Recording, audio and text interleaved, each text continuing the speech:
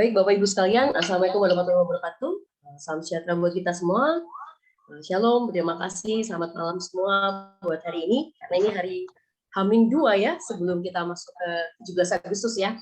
Rasanya meriah sekali kita. Pak Emmanuel dengan sangat lihai, dengan sangat cakap membawa kita ke nuansa seolah-olah di 17 Agustus ya. Bapak Ibu, terima kasih. Dan terima kasih Pak Emmanuel, juga tim Pak Helin, Kak Haruno dan Pak Wahid juga. Saya mohon izin untuk screen scan. Apakah Bapak Ibu sudah muncul screen scan? Screen share kan jadinya salah. Screen share saya, apakah sudah muncul Bapak Ibu? Iya, share screen-nya sudah terlihat, Mbak Esti. Skincare-nya pun juga sudah terlihat. Silakan. Saya jadi ingat kemarin soalnya ada yang ngomong skincare. Oke, baik. Terima kasih Bapak Ibu. Mohon izin untuk saya sharing ya, bukan lebih mengerti dan lebih tahu tentang ISO 45001. Tentu ini adalah apa yang saya coba pahami dan saya ketahui dan juga saya lihat di lapangan bersama dengan apa yang memang dikerjakan oleh beberapa organisasi. Artinya tentu saya bukan lebih tahu daripada Bapak Ibu tidak, tetapi boleh izin saya men-sharingkan apa yang saya ketahui.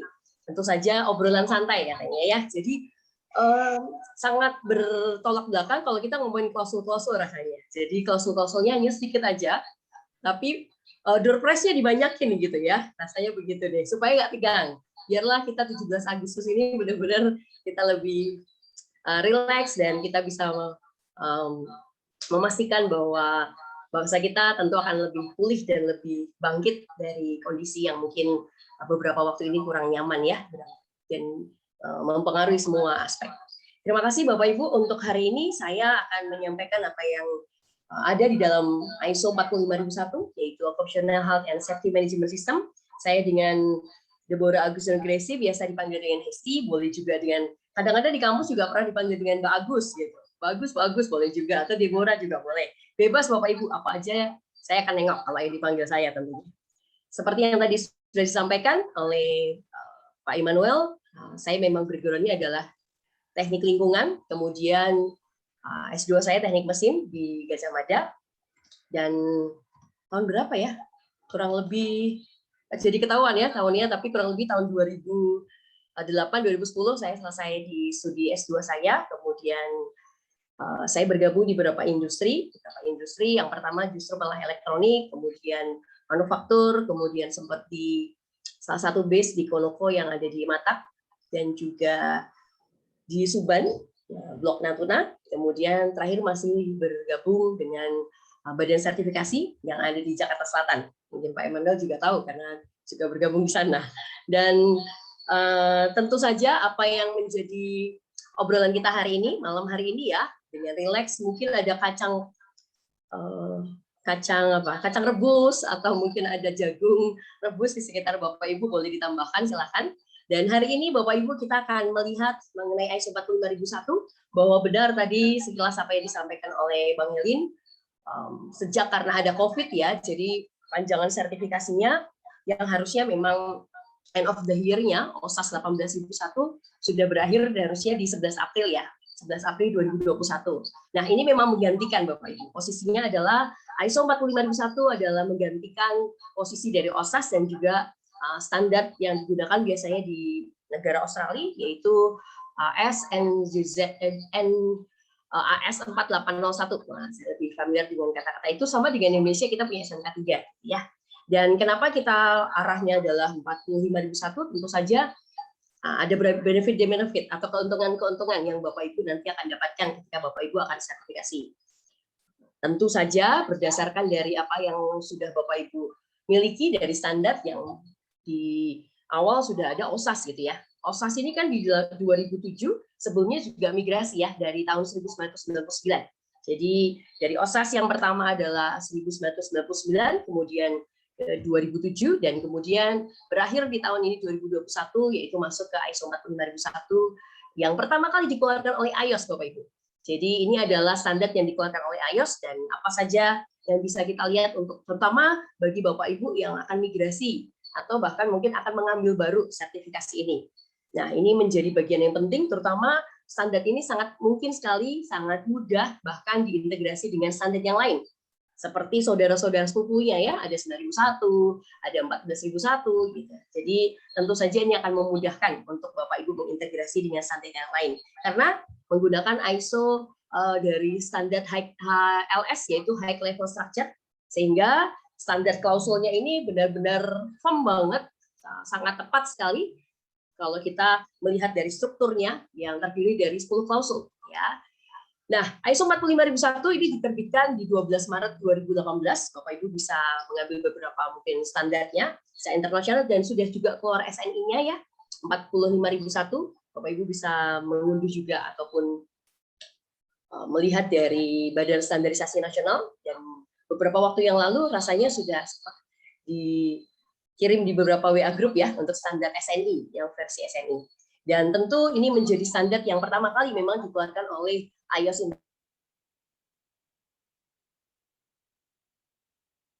International Organization for Standardization, karena memang diharapkan akan cukup banyak Bapak Ibu menurunkan yang tentu saja berkaitan dengan insiden ataupun eksiden yang berkaitan dengan injury, ill health dan lain sebagainya. Sehingga diharapkan standar ini cukup tepat kalau kita mengambil, karena selain juga Bapak Ibu akan membangun sebuah corporate image dan juga untuk memperbaharui standar-standar yang harus update ya, tidak ketinggalan dengan standar-standar yang lain, karena pun 9.001 dan 14.001 pun juga bermigrasi bukan, dan sudah diakui dan banyak sudah diadopsi oleh banyak organisasi atau perusahaan-perusahaan. Nah, apa yang menjadi keinginan atau dari ekspektasi yang ada dari sebuah sistem yaitu ISO 45001? Yang pertama tentu saja bicara tentang peningkatan kinerja. Ada pernyataan yang menarik di sana mengenai di policy-nya Bapak Ibu. Kalau Bapak Ibu nanti perhatikan di Occupational Health and Safety Policy-nya menyatakan di klausul 5.2 yaitu bicara tentang enhance, itu performance dari Occupational Health and Safety Management System ini sendiri. Artinya ada peningkatan yang tidak hanya stuck tetapi memang improvement ya, dan saya yakin bahwa organisasi justru melebihi apa yang diminta oleh versi sebelumnya OSAS. Karena di beberapa negara ataupun beberapa industri seperti minerba ataupun migas atau manufaktur, mereka justru punya standar yang bahkan melebihi dari apa yang diminta oleh OSAS itu sendiri. Sehingga ISO 45001 ya tentu saja ada suatu peningkatan ya, dan compliance obligation. Saat kita bicara tentang compliance obligation, determination of legal requirements itu menjadi hal yang tentu akan menjadi bagian penting dari sebuah pencapaian target-target dan sasaran-sasaran yang Bapak Ibu sudah tetapkan di sana. Atau bahkan mungkin Bapak Ibu belum punya standar di organisasi ataupun mungkin di vendor ataupun subkon Bapak Ibu. Artinya Bapak Ibu bisa melakukan develop juga.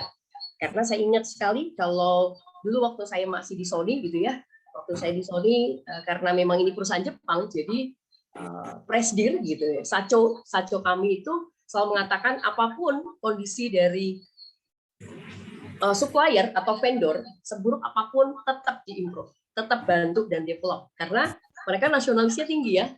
Jadi sama-sama Jepang Bapak Ibu. Kalau kita ngambil negara lain nggak boleh Bapak Ibu. Jadi mereka atau beliau sebagai seorang Sacho memang menekankan develop. Kalau kita bisa develop dan buat pinter, buat mampu bisa memenuhi persyaratan, kenapa tidak? Jadi harus melakukan upaya juga mengenai hal-hal yang tentu saja berkaitan dengan PDCA ya. Masih sama PDCA tentunya, ya Bapak Ibu ya. Belum ganti jadi plan do cancel again ya. Tentu masih di plan do check act, yaitu kita melakukan pemeriksaan apa saja yang ada di lapangan juga. Sembari kita juga merencanakan dan lain sebagainya. Di klausul-klausul di ISO 45001 akan tertera di sana di beberapa klausul, terutama dimulai dari 4 ya. Kenapa klausul 4? Karena klausul 1, 2, dan 3 bukan hal yang nanti akan diaudit secara persyaratan utama, tetapi 1 biasanya bicara tentang rolling group memang, kemudian 2 ada normatif referensi, kemudian 3 tentang definisi istilah, serta yang 4 baru bicara konteks organisasi ya.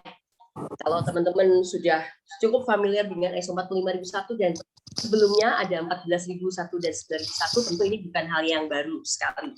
Karena di sana sudah membahas tentang bisnis organisasi. Dan ini yang berbeda, sama sekali berbeda dengan versi OSAS. Karena OSAS nggak pernah bicara tentang konteks organisasi. Karena OSAS nggak pernah bicara tentang resiko bisnisnya apa. Walaupun dia selalu bicara tentang resiko ketiga. Walaupun dia selalu bicara tentang resiko bahaya-bahaya yang ada di lapangan. Tetapi bicara tentang konteks organisasi akan muncul di versi ISO 45001 ini. Dan ditekankan juga bahwa hal-hal yang menjadi bagian yang penting dari pemahaman setiap standar ini tentu akan menarik pada waktu kita menggunakan ISO 45001. Manfaatnya apa? Ya, tentu Bapak Ibu akan digunakan secara internasional ya. Kalau kita ketemu di satu negara, mungkin dia belum tentu OSAS gitu. Karena Australia sudah punya standar ya. Kemudian di Indonesia mungkin tidak semuanya OSAS karena kita sudah punya SMK 3 atau PP nomor 50 tahun 2012. Kemudian kalau kita bicara 45001 ya akan jadi standar yang memang secara internasional ya, karena menarik pada waktu dikeluarkan standar ini yang tadinya mungkin universitas atau kampus bahkan Bapak Ibu yang saya tahu tidak menggunakan standar ini, menjadi mereka ada beberapa yang saya temui memang mereka mengambil standar ini. Beberapa kampus universitas, salah satu yang pernah saya temui misalnya di Sumatera Barat. Jadi karena persyaratannya ada persyaratan kerjasama Asia Tenggara gitu. Yang tadinya mereka nggak punya K3 sama sekali. Mereka hanya ada sistem manajemen mutu di lembaga pengabdian untuk masyarakatnya dan penjaminan mutunya. Kemudian mereka harus melakukan ISO 45001. Sehingga standar internasional inilah yang kemudian memang menjadi bagian yang dikenal secara global yang diterapkan oleh apapun organisasi Bapak Ibu. Bapak Ibu bergerak di apapun ya, organisasi ini menjadi organisasi yang tentu saja menjadi bagian yang penting untuk kita memantapkan dan lebih mengedepankan kepada keselamatan kesehatan kerja ini sendiri. Dan menurut ILO bahkan Bapak Ibu ini data yang saya dapat tahun 2013 sih memang ya. Semoga sih memang tidak melebihi dari apa yang kondisi sekarang ya, pandemik ya. Bahkan di 2013 ada mengatakan dari sumber ILO ini, International Labour Organization, bahwa ada 2,3 juta angka kematian ataupun saya geser sebentar pada tahun 2013 disebabkan oleh akibat aktivitas pekerjaan Bapak Ibu. Nah, ini ceritanya adalah bagaimana kalau Bapak Ibu sudah OSAS, karena tadi sempat dibahas juga kalau berangkat dari sebuah standar yaitu OSAS. Bahkan organisasi yang awalnya vakum yaitu OSAS-nya dan kemudian mereka harus memperbarui ya. Nah, tentu ini menjadi menarik karena sekali lagi periode masa transisi tersebut sampai di 3 tahun ke depan dan itu sudah berlangsung sampai di April kemarin ya 2021. Saya rasa karena COVID ini ada perpanjangan, kalau nggak salah ingat kurang lebih 1 tahun ya, dari mulai dipastikan bahwa ini harus diperbarui standar dari versi OSAS menuju ke ISO 45001. Nah, bagaimana kalau Bapak Ibu ternyata kalau ini digunakan, standar ini digunakan kalau itu ada di sertifikasi yaitu 4801. Artinya ini standar Australia. Ini adalah standar Australia yang mengatakan bahwa organisasi mereka atau yang ada di Australia, mereka melakukan ambil sertifikasi 4801 dan mereka juga akan bermigrasi ke arahnya adalah ISO 45001 sehingga nanti teman-teman atau Bapak Ibu yang ternyata memang organisasinya bergerak bisa mengikuti apa yang menjadi gap analisis. Sama juga kalau kita harus melalui dari versi OSAS ya, ada gap analisis yang harus kita lewati, harus kita perbarui apa saja yang memang tidak ada di versi OSAS 18.001 menuju ke 45.001 di versi 2018. Nah, tentunya ada beberapa organisasi yang Bapak Ibu, saya nggak tahu apakah semua organisasi yang Bapak Ibu join hari ini 2001 ya. Saya kira apakah ada yang belum sertifikasi atau baru menginjak untuk rencana sertifikasi Bapak Ibu? Boleh untuk sharing mungkin? Ada Bapak Ibu? Boleh gimana? Silakan rekan-rekan, mungkin ada yang sharing kira-kira Pak, saya sudah semua, bahkan lebih dari 3, 4, atau mungkin juga ada yang belum. Kira-kira monggo, silakan rekan-rekan. Apakah ada Bapak Ibu? Ada yang ingin sharing apa manfaat yang sudah didapat, biar kita juga lihat, oh iya, ataupun belum, tetapi bagaimana kira-kira arahannya dalam rekan-rekan menerapkan sistem K3. Boleh, silakan Mas Joko. Oh ya, ada nih. Ya, Pak Joko. Assalamualaikum warahmatullahi wabarakatuh. Selamat malam, selamat malam. Waalaikumsalam warahmatullahi wabarakatuh, Pak Joko. Ini aja, hanya apa namanya mau nambahkan aja. Ini kan bahas masalah sertifikasi audit ya. Ini kebetulan saya di organisasi IHA. Ini kan terkait UMKM nih Indonesia ya. Indonesia dan kebetulan kan saya lagi di luar negeri nih di Kuwait nih. ini teman-teman India itu down price itu sangat besar loh ya untuk integrated management system. Artinya payment untuk dapat sertifikasi itu sekarang tuh sangat murah sekali dari vendor-vendor India itu. Jadi saya lihat kok bisa ya India melakukan itu, kok Indonesia nggak ada yang bisa bantu UMKM untuk dapetin sertifikasi perusahaan dengan secepat itu gitu loh.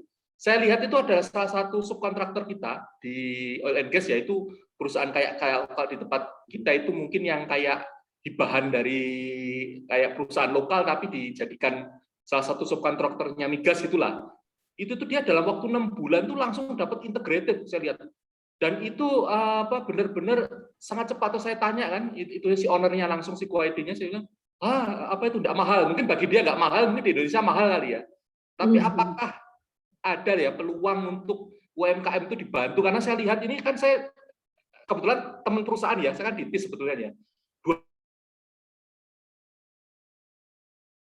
2008 ISO 45001. Waktu itu auditornya satu dari Indonesia, satu dari Australia. Dua-duanya itu benar sangat mudah saya lihat.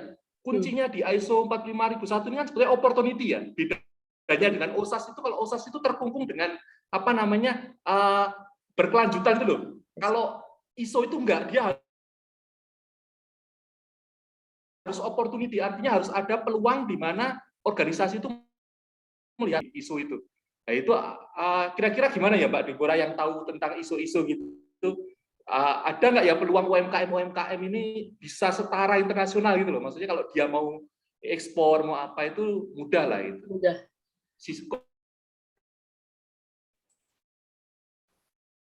Kenapa terlalu banyak sistem yang acak-adut ya? Maksudnya pasal-pasal di sistem yang bikin sistem itu terlalu rumit, orangnya kurang simpel. Gitu. Itu aja. Aduh, Deborah hanya gimana sih kok perusahaan-perusahaan di sini kok bisa downgrade turunin harga banyak selama pandemi kok, dan itu online ya, banyak kan online ya. Sekarang kan audit nggak ada yang datang ya, banyak kan online gitu. Ya, remote Pak, remote audit Pak. Iya betul, remote audit gitu. Remote audit. Oke, thank you. Terima kasih Mas Joko untuk atensinya. Ya sama-sama Pak, silakan dilanjut silakan. Ya. Silakan Mbak Deborah, nanti bisa disembari jalan, nanti bisa dilihat kenapa seperti itu. Mas Joko baru nanya harga sertifikasi, saya udah mau nanya harga PCR, kenapa lebih mahal? Silakan Mbak Deborah. Oke, baik. Terima kasih Pak Joko, menarik ya, bahwa apa yang kalau ditanyakan bahwa ini menjadi suatu hal yang diintegrasi, karena memang harusnya waktu dari sisi waktu juga lebih cepat ya Bapak Ibu ya. Dari sisi waktu itu lebih cepat, dan kalau dibilang itu lebih murah ataupun seolah-olah di downgrade tadi, saya rasa memang menjadi bagian yang penting bahwa dari badan sertifikasi itu sendiri ada suatu, kan ada ALSI ya Bapak Ibu ya, ada asosiasi untuk lembaga sertifikasi manajemen untuk bisa mengkondisikan bahwa memang tidak hanya perusahaan-perusahaan yang mungkin punya budget yang lebih ya untuk bisa kita bicara tentang sertifikasi. Karena kalau dibilang dipercepat, bahkan yang pasti adalah poinnya cycle yang dipenuhi dari PDCA itu terpenuhi, tercukupi. Apakah dia dalam waktu 1 bulan, 2 bulan, 3 bulan ya monggo. 1 tahun atau 2 tahun ya monggo. Asalkan Bapak Ibu bahkan bisa melakukan dalam waktu 3 bulan pun, dan plan do check action atau 1 siklus atau 2 siklus itu terpenuhi, saya rasa sih itu akan cepat. Dan kalau dibilang bahwa menjadi dipersulit di Indonesia, harus melihat dari semua aspek ya, dari semua badan sertifikasi ya. Artinya kalau dari badan sertifikasi yang ada, diharapkan mereka harusnya membantu dan mensupport. Makanya kalau di badan sertifikasi yang saya bergabung di sana, kita melakukan executive briefing seperti ini Bapak Ibu, untuk kita melakukan sebuah peluang bahwa mereka akan dipermudah dan akan dibantu untuk semakin cepat sehingga tidak worry, tidak confused terhadap apa yang harus disiapkan secara dokumentasi dan lain yang berhubungan dengan versi OSAS ke 45001. Sehingga apa yang menjadi manfaat sertifikasi diharapkan memang dipenuhi, karena ada bagian-bagian yang dibuat free atau bahkan diberikan peluang untuk lakukan sebuah gap analisis Bapak Ibu, dan itu free. Gap analisisnya free, kemudian nanti masuk langsung ke proses managed certification kalau mereka langsung dari OSAS menuju ke 45001.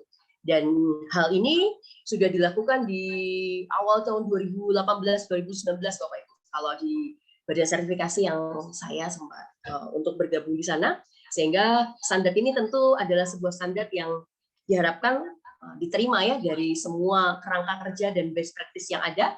Nanti kita akan lihat sekilas, walaupun kita nggak akan penuh membahas karena tentu saja waktunya nggak akan cukup ya, tapi kita akan lihat klausul-klausul apa saja memang itu menjadi kepentingan dan perubahan yang mendasar dari versi OSAS 18001 menuju ISO 45001.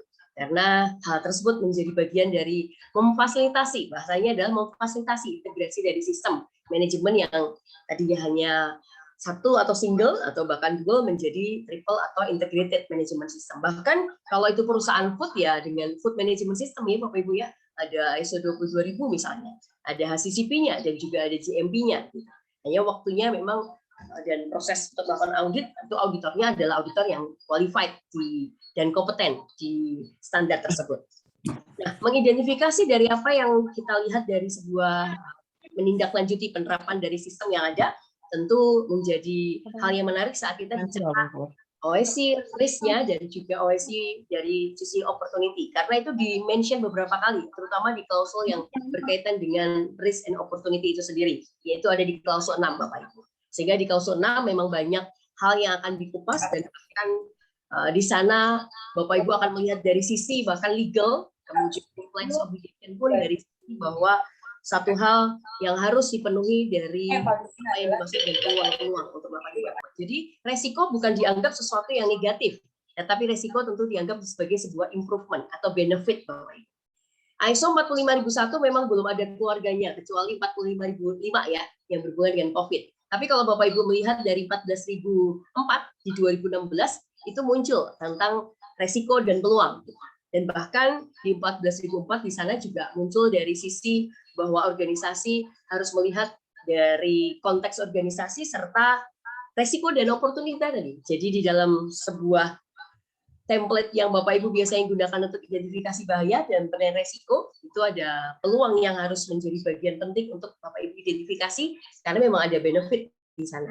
Nah, ini kan sebenarnya penambahan ya. Kalaupun dibilang dipersulit harusnya tidak, karena sekali lagi ada hal yang Bapak Ibu sudah mulai dari versi OSAS, sudah dimulai. Atau memang benar-benar baru, artinya kita langsung punya format yang versi 45001 tanpa kita melakukan gap analisis. Tapi kalau Bapak Ibu berangkat dari OSAS, tentu Bapak Ibu harus menambahkan saja apa yang dimaksud dengan OSI ini sendiri dari apa yang diminta oleh risk based thinking-nya, ya, pemikiran berbasis pada resiko terjadi kegagalan di bisnis, resiko terjadi kerugian di bisnis organisasi Bapak Ibu, dan ditambahkan pemahaman di sana juga berkaitan dengan para pekerja, sehingga hal yang berbeda dengan ISO sebelumnya atau ISO yang menjadi integrated management system yaitu mengenai harapan pekerja. Ada klausul yang berbeda di sana mengenai konsultasi dan partisipasi pekerja dan pihak pemangku kepentingan tentunya. Ini menjadi hal yang umum yang Bapak Ibu harus identifikasi karena memang diminta oleh klausul 4.2 ya. Apa yang ada di klausul 4.1 adalah tentang isu eksternal dan isu internal. Mungkin nanti kita bisa sedikit diskusi. Mungkin nggak usah dibuat grup ya, terlalu besar ya. Apakah biasanya ada breakout group ya, Pak Immanuel atau Pak Haruno ya? Saya kurang tahu nih. Ya, selama ini belum ya, Mbak Deborah. Obrolan aja ya. Iya, kita diskusi aja, ya? saja. Baik. Ya. Takutnya nanti masuk breakout nanti nggak balik lagi ke teknologi.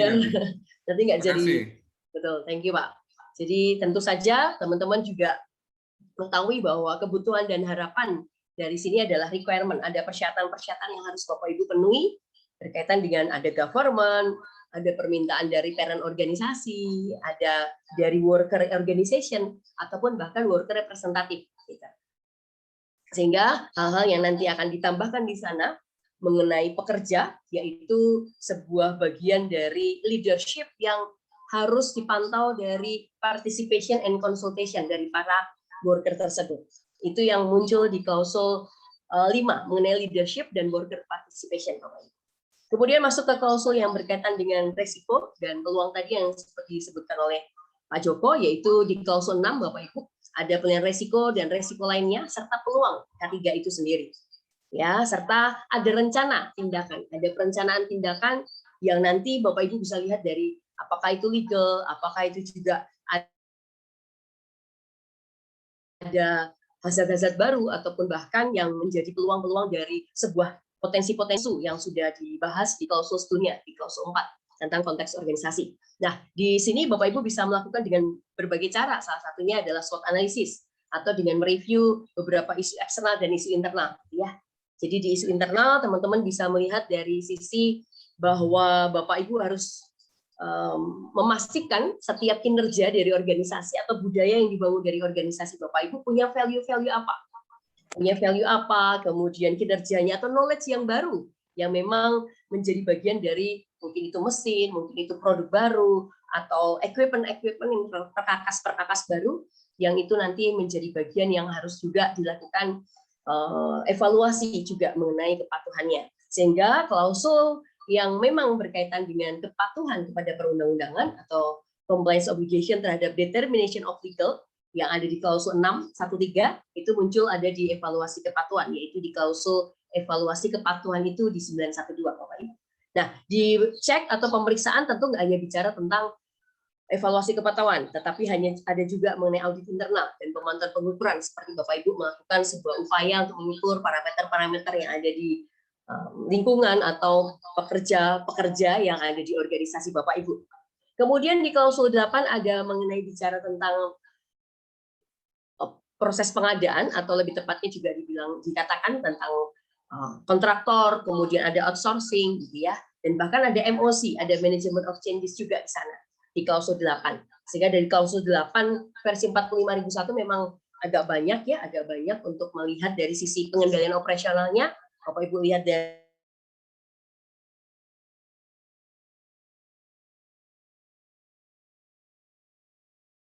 dari jumlahan yang terjadi karena sebuah perubahan di lapangan. Nah, apa yang ada di klausul 4, saya mungkin hanya membahas beberapa, 4 atau 5, sembari kita nanti bisa diskusi ataupun ada pertanyaan-pertanyaan yang nanti bahkan mungkin teman-teman bisa lebih aktif di sana. Lihat dari klausul 4 dulu ya, teman-teman. Nah, ini adalah Bapak Ibu adalah klausul 4. Klausul 4 yaitu mengenai pemahaman organisasi dan konteksnya.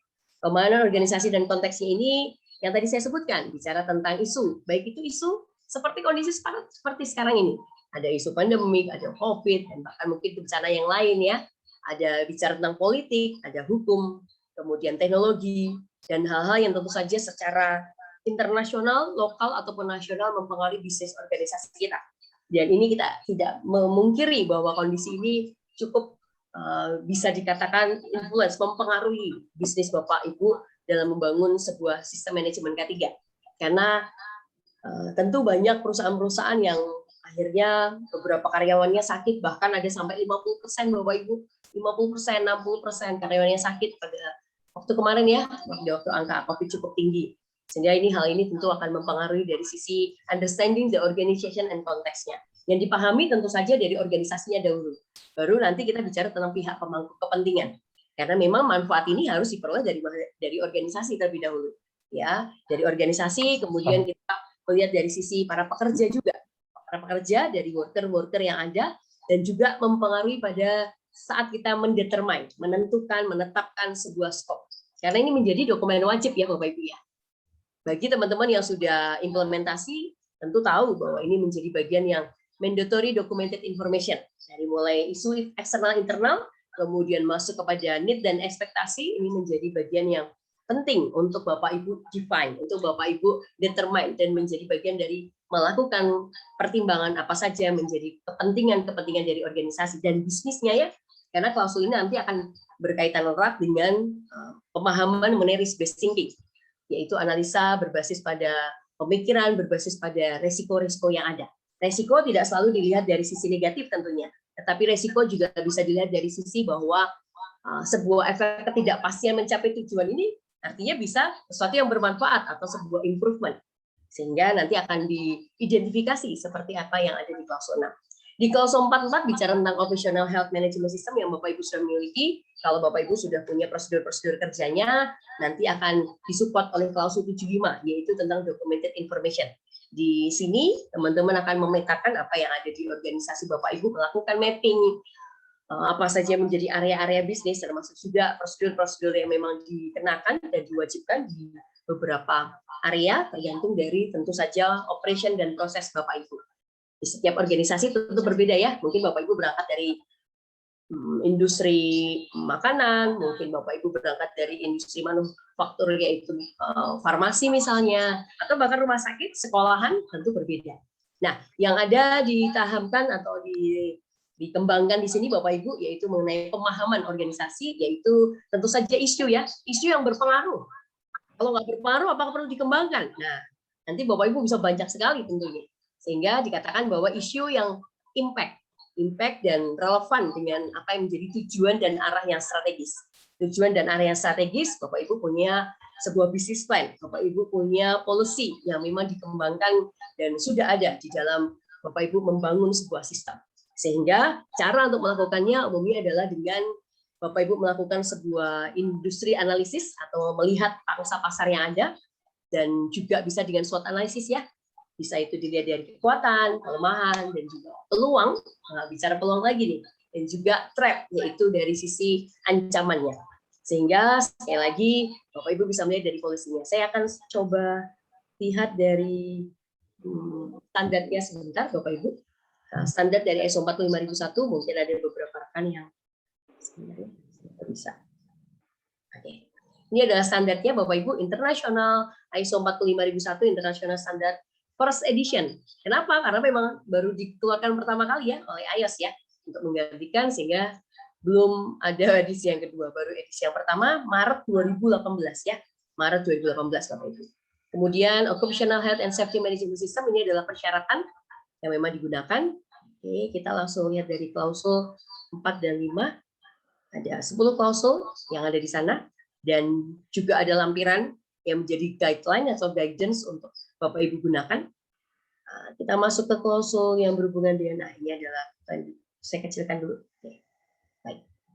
Nah, di sini teman-teman kita melihat dari awal. Ya, oke. Ini ISO 45001-2018, Occupational Health and Safety Management System, Requirements with Guidance for Use. Satu adalah scope, kemudian Mbak Deborah? Ya, apakah muncul Pak? Iya, karena tadi berpindah link yang terlihat masih yang di sini. Mungkin boleh di share lagi Mbak. Iya. Sebentar ya. Siap. Oh, hilang ya. Iya. Biar kita menatap langit yang sama, Mbak.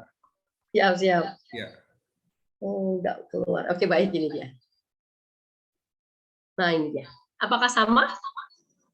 Iya, kita sama-sama menunjuk bintang yang sama sekarang, Mbak. Silakan, Mbak Deborah. Siap. Ini adalah scope, Bapak Ibu. Adalah dokumen yang akan bicara tentang scope organisasi itu sendiri sebenarnya. Nah, untuk melakukan improvement, continuous improvement dari OSC performance yang ada, pemenuhan kepada peraturan perundangan dan persyaratan lain. Tentu saja kita nggak hanya bicara tentang perundang-undangan di negara tersebut, tetapi juga persyaratan lain. Kemudian pencapaian dari OSC objektif itu sendiri.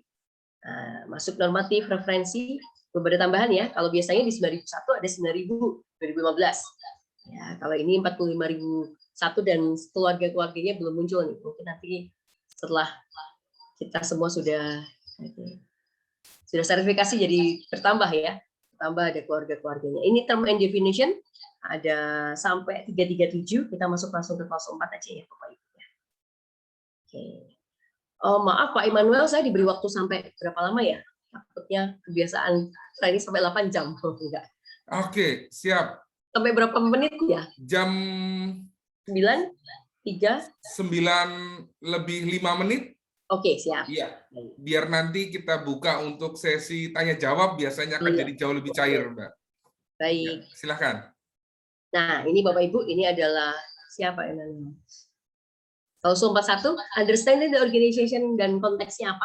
Di klausul itu sendiri dia tidak muncul mengenai isu internal itu apa, isu eksternal itu apa. Tapi kalau teman-teman bisa melihat, Bapak Ibu bisa melihat dari lampiran yang ada, lampiran NESL-nya, dia akan menjelaskan secara detail. Bahkan nanti kita lihat sama-sama ya. Bahkan di klausul 42 pun demikian Bapak Ibu. Jadi yang bicara pihak pemangku kepentingan itu siapa ya? Need and expectation, worker interested parties itu siapa ya? Kita bisa membayangkan sendiri, oke, pihak pemangku kepentingan tentu saja customer ya. Ada customer, ada pemasok, bukan hanya itu ternyata ada parent organisasi. Kalau Bapak Ibu ada di sebuah kawasan, tentu saja kawasan industri, gitu ya. Dan kemudian bahkan organisasi yang memang berinteraksi secara langsung dengan organisasi Bapak Ibu, seperti misalnya rumah sakit. rumah sakit yang biasa kita bekerja sama, atau kalau ada insurance. Nah, detailnya Bapak Ibu bisa lihat, nanti kita akan melihat, harus membaca yang namanya aneks atau lampiran. Nah, kita akan lihat di sini akan dijelaskan secara detail Bapak Ibu mengenai apa saja yang memang harus diidentifikasi dengan tepat dari klausul 41 dan 42 ini sendiri. Saya akan masuk ke sini langsung. Oke, ini dia. Ya, ini dia Bapak Ibu. Nah, di sini begitu jelas Bapak Ibu akan diberikan penjelasan mengenai konteks organisasi ketika organisasi harus menetapkan yang namanya isu eksternal dan internal itu seperti apa. Gitu. Mekanismenya atau skematiknya seperti apa. Nah, di klausul 4.1 dalam aneksnya, Bapak Ibu atau lampiran yang dimunculkan di sini, Bapak Ibu lihat judulnya dulu ya supaya enggak. Nah, ini dia. Guidance on use of this document, annex A, ya.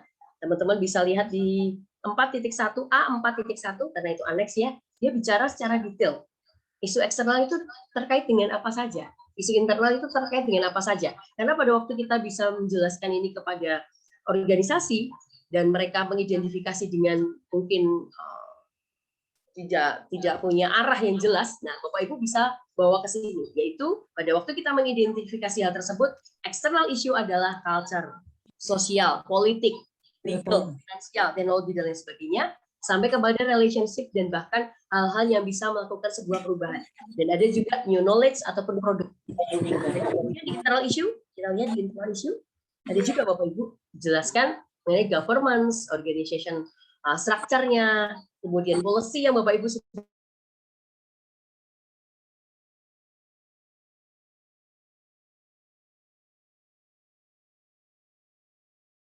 bangun, apakah itu sudah cukup para pekerja-pekerjanya. Sehingga Bapak Ibu mereview ya, paling tidak Bapak Ibu mereview dan isunya apa yang berkembang. Yang itu influence langsung terhadap strategik dari bisnis organisasi Bapak Ibu. Ya, kemudian ada new produk, ada culture dan lain sebagainya, standar dan lain sebagainya. Ya, teman-teman bisa membaca lebih jelas di sana. Oke, saya akan tutup dulu. Sehingga kaitannya dengan sistem yang Bapak Ibu bangun tentu tidak lepas dari membaca anneksnya. Oke, kita langsung menuju ke bagian yang lain. Oke, sebentar ya. Rasanya. Ya. Saya sudah berpindah ke slide, sehingga Bapak Ibu bisa melihat dari sana apa saja yang perlu diketahui dari ISO 45001, yang ada pendekatan-pendekatan yang Bapak Ibu bisa gunakan, terutama tentu saja harus mengedukasi juga manajemen puncak ya, karena resiko dan peluang atau opportunity inilah yang menjadi bagian yang penting dari sebuah approach kepada sistem yang ada. Jadi klausul 4, kemudian ada isu, lalu Bapak Ibu akan mereview dari sisi leadership-nya, para pemangku kepentingan yang ada di internal organisasi, top management, sampai kepada kebijakan-kebijakan yang ada di dalam organisasi Bapak Ibu, dan resiko terhadap K3, serta peluang dan direncanakan, dan melakukan sebuah pemantauan pengukuran, sampai kepada tindakan audit dan video manajemen. Baru melakukan yaitu tahapannya audit yang stage pertama oleh badan sertifikasi dan kemudian audit yang stage kedua oleh badan sertifikasi untuk main assessment-nya atau melakukan audit secara utuh ya, secara langsung baik itu tentang bukti-bukti, dokumen yang ada, rekaman-rekaman yang ada. Nah, diharapkan klausul-klausul yang ada di dalam ISO 45001 ini tentu saja harus kompatibel, harus sesuai dengan apa yang diminta oleh conformity dan compliance itu sendiri. Pada waktu kita mempersiapkan dokumentasi, teman-teman kita harus firm dengan yang namanya upaya untuk melakukan sebuah kecukupan, audit kecukupan, yaitu dari sisi complete, correct, kemudian konsisten dan juga kanon terbaru ya. Tentu saja dokumen-dokumen yang Bapak Ibu miliki yang ada di lapangan tentu terbaru. Dan memang benar bahwa audit yang terjadi ataupun yang dilakukan sampai saat ini dari badan sertifikasi hampir semuanya remote Bapak Ibu. Pernah saya di badan sertifikasi tempat kami itu melakukan on-site audit itu pun juga sangat dibatasi ya. Harusnya misalnya harus 3 auditor, ya itu hanya cukup 1 auditor. Dan memang waktunya juga benar-benar dilihat dari sisi mana yang harus dilihat di lapangan, mana yang harus memang benar-benar dicek secara on-site dan juga ke line manufakturnya misalnya. Kemudian persyaratan integrasi yang Bapak Ibu bisa mengintegrasikan tadi manajemen sistem dari apa yang sudah ada, dari mulai kebijakan, kemudian dengan integrasi yang lain. Tentu saja Bapak Ibu juga harus memperhatikan dari sisi procurement ya, di procurement. Di sisi mutu juga ada klausul mengenai external provision. Di sini juga kita bicara tentang ISO 45001 mengenai bagian pemasok atau bagian pengadaan itu sendiri. Sehingga ada related di sana, ada bagian-bagian yang berhubungan dengan pengadaan, kontraktor, dan bahkan kegiatan yang namanya kita outsource-nya atau kita alih dayakan lebih tepat. Ya, sekali lagi Bapak Ibu tidak perlu panik kalau memang misalnya saat ini masih upaya ada imigrasi atau bahkan memulai membuat sebuah standar yang baru, sebuah sistem yang baru, untuk melihat area-area fokusnya dan mengedukasi tim kerja yang ada, melakukan sebuah gap analisis dari rencana tindakan. Dan kemudian tentu saja menghubungi badan sertifikasi ya, dan melakukan pelatihan. Silahkan mencari institusi ataupun lembaga pelatihan yang memang cukup qualified untuk bisa memberikan pelatihan-pelatihan tersebut, dan juga ada beberapa hal yang Bapak Ibu bisa lihat di sana mengenai klausul-klausul yang penting, area-area yang baru, yaitu tentang leadership, risk-based thinking-nya, konsultasi dan partisipasi pekerja, serta pihak-pihak yang related, dan juga tentu saja direview juga mengenai evaluasi kepatuhan yang tadi saya sudah sampaikan. Teman-teman bisa mengambil beberapa institusi yang melakukan pelatihan ataupun juga badan sertifikasi yang nanti akan mensertified Bapak Ibu. Dari sini Bapak Ibu melihat bahwa mengedukasi tim manajemen memang tidak bisa full day ya, dalam 1 hari atau 2 hari atau bahkan pelatihan 5 hari penuh gitu. Tapi Bapak Ibu bisa menyampaikan hal yang tentu saja basically yang menjadi tanggung jawab atau komitmen dari top manajemen Bapak Ibu, sehingga mereka juga akan mereview ya, karena di manajemen review diharapkan mereka akan melakukan review dan melakukan support dari manajemen sistem tersebut. Support, dukungan, serta isu-isu yang ternyata masih belum dipenuhi upaya untuk melakukan sebuah compliance dan conformity itu sendiri. Sehingga Bapak Ibu juga harus membangun sebuah tim yang namanya auditor internal ya. Audit internalnya tentu teman-teman tidak hanya dari versi yang OSAS, Bapak Ibu nggak boleh ya. Bapak Ibu harus melakukan audit dari versi 45001. Jadi auditor-auditornya silakan untuk diberikan pelatihan secara internal, sebenarnya nggak ada masalah ya. Asalkan memang Bapak Ibu bisa melakukan pelatihan itu secara internal dari awareness yang ada. Jadi melakukan pelatihan awareness yang sudah Bapak Ibu lakukan secara internal, dan kemudian nanti harus melakukan pelatihan auditor. Karena auditor ini akan dibekali dengan versi ISO 19011 Bapak Ibu, yang tahun terbaru atau tahun 2018.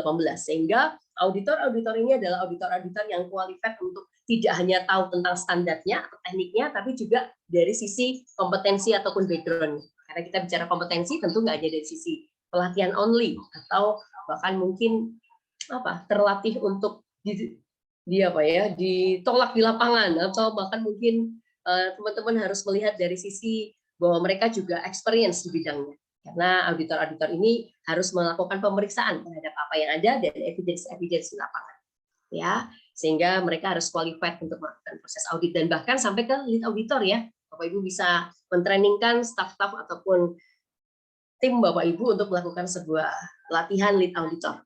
Nah, jadi di akhir tentu saja Bapak Ibu harus menghubungi badan sertifikasi, dan badan sertifikasi akan melakukan tahapan setelah siklus PDCA Bapak Ibu sudah dilalui dan melalui proses sistem dokumentasi, implementasi, kemudian audit internal dan manajemen review ya. Baru kemudian badan sertifikasi akan datang ke organisasi Bapak Ibu, melakukan review terhadap dokumen-dokumen yang ada, apa yang menjadi skop cakupan organisasi untuk melakukan migrasi itu sendiri, atau baru akan mengambil sertifikasi baru. Karena sertifikasinya berlaku untuk 3 tahun ya Bapak Ibu ya. Berlaku untuk 3 tahun, sehingga tahun pertama nanti akan ketemu lagi di tahun kedua kalau Bapak Ibu surveillance auditnya dalam setahun sekali, 1 tahun sekali. Kemudian dari sana juga akan melakukan sebuah audit yaitu sertifikasi, karena di pre-audit atau stage pertama, teman-teman Bapak Ibu sekalian, kalau stage pertama ini tidak lolos ataupun ada temuan yang namanya major, Bapak Ibu nggak bisa masuk ke main assessment atau di audit sertifikasi yang second audit stage kedua. Karena itu diharapkan semua persiapan-persiapan yang ada di dokumen review yang dilakukan secara remote audit ya, semuanya harus untuk saat ini masih dilakukan secara remote audit. Saya rasa tahun 2022 sudah mulai ya, kita bisa ke onsite dan lain sebagainya. Yang diharapkan semua kesulitan-kesulitan itu bisa dievaluasi dan juga dilakukan sebuah solusi, karena tentu Bapak Ibu bisa memberikan manfaat yang luar biasa pada waktu Bapak Ibu bisa mengintegrasi. Ada sistem manajemen mutu, ada sistem manajemen lingkungan, ada sistem manajemen lingkungan dan K3 yang diharapkan mengurangi semua duplikasi yang satu pedoman mutu, ada pedoman lingkungan, ada pedoman K3, ada lagi prosedur mutu, lingkungan, dan K3 ini seolah ada 3 ya, sehingga Bapak Ibu bisa mengintegrated hal tersebut dan diharapkan bukan mengesampingkan atau mengecilkan elemen dari sisi mutu, lingkungan, dan K3, tapi justru diharapkan tidak ada konflik di sana, tapi terintegrasi untuk bisa membangun bisnis Bapak Ibu, dan bisnis Bapak Ibu akan semakin luar biasa. Nah, ini adalah PDCA yang tadi kita lihat, bahwa sekali lagi jangan lupa untuk memastikan Bapak Ibu melihat dari sisi lampiran ataupun aneks untuk Bapak Ibu kembangkan dari konteks organisasi, leadership, sampai ke tahapan melakukan evaluasi dan juga improvement, continuous improvement di sana. Ada di klausul 10 ya, sehingga kalau misalnya ada hal-hal yang tidak sesuai ataupun insiden, Bapak Ibu tetap bisa memfasilitasi dan jangan lupa untuk mereview risk assessment-nya. Jangan lupa untuk melakukan review terhadap risk dan opportunity yang sudah teman-teman tetapkan di klausul 4 dan 6 ya. Karena klausul itu yang tentu secara periodik, bahkan kalau beberapa organisasi yang ada, diharapkan jangan setahun sekali ya, tapi setahun paling nggak dapat 3 kali atau 4 kali mereview. Karena kan kita nggak tahu ya, kondisi-kondisi yang ada di lapangan, serta yang namanya vendor kita, supplier kita, kemudian juga kontraktor kita, itu melakukan beberapa perubahan atau bahkan pekerjaan-pekerjaan yang baru, belum lagi dari sisi kita. Sehingga sebaiknya semakin cepat Bapak Ibu mereview dan menghilangkan bahkan bahaya yang ada, itu menjadi di dalam kebijakan menyampaikan eliminate the hazard, ya, harus menghilangkan bahaya-bahaya dan juga menurunkan resiko-resiko yang ada, serta melibatkan, ada engagement of people, ada keterlibatan semua orang dari semua pekerja, baik itu yang non managerial, mereka juga terlibat, mereka ikut terjun dan mereka aktif di sana, tidak hanya sebagai follower, tetapi mereka aktif dan participate di sana, sehingga engagement of people-nya tentu menjadi bagian penting dari sebuah peran dan tanggung jawab seorang perseorangan atau orang-orang yang ada di organisasi Bapak Ibu. Nah, kalau Bapak Ibu mau melakukan pelatihan-pelatihan lebih lanjut, kami ada pelatihan di organisasi kita, kami. Jadi kata orang sih, kita harus memulai, katanya pepatah, pengetahuan itu, takut akan Tuhan itu adalah permulaan dari pengetahuan Bapak Ibu. Sehingga tentu semua yang kita dapatkan kembali lagi Tuhan yang memiliki ya. Karena ada pepatah juga mengatakan bahwa diberkatilah orang yang mengandalkan Tuhan. Karena di sana mereka tidak akan merasa khawatir, mereka akan bisa melangsungkan keberlangsungan dari tim yang tentu menjadi tim yang luar biasa untuk membangun sebuah sistem. Jadi selama sistem itu belum benar-benar menjadi habit dan behavior dan bahkan sebuah culture yang baik, tentunya Bapak Ibu akan tetap di sana. Tapi nanti Bapak Ibu akan melihat bahwa tim-tim tersebut akan mengembangkan organisasi yang mungkin di luar organisasi yang sekarang Bapak Ibu miliki, menjadi banyak orang yang aware terhadap safety, aware terhadap apa itu keselamatan dan kesehatan kerja. Karena diharapkan masalah mengenai kecelakaan kerja harus berkurang ya. Harus semakin berkurang dan tidak boleh semakin meningkat lagi. Karena itu kita punya sistem. Nggak mungkin menghindari sebuah bahaya, tetapi Bapak Ibu kita bisa kendalikan dengan hierarki safety ya. Ini adalah pelatihan-pelatihan yang kita lakukan dan silahkan nanti boleh bergabung kalau misalnya Bapak Ibu akan membutuhkan pelatihan-pelatihan di organisasi, ada pelatihan ISO, ada pelatihan untuk AK3 umum. Kami belum punya pelatihan untuk AK3 konstruksi, tapi diharapkan nanti tahun depan atau tahun 2022 masih proses Bapak Ibu. Dan ada juga pelatihan HSE, ada ISO dan lain sebagainya di beberapa batch, Bapak Ibu bisa lihat nanti. Dan saya rasa sampai di situ dulu sharing saya. Ini sharing saya ya. Saya yakin bahwa Bapak Ibu punya sharing yang lebih luar biasa. Dan terima kasih, sebuah kehormatan sekali lagi berada di tengah-tengah Bapak Ibu di malam hari ini. Terima kasih Bapak Ibu. Selamat malam. Assalamualaikum warahmatullahi wabarakatuh.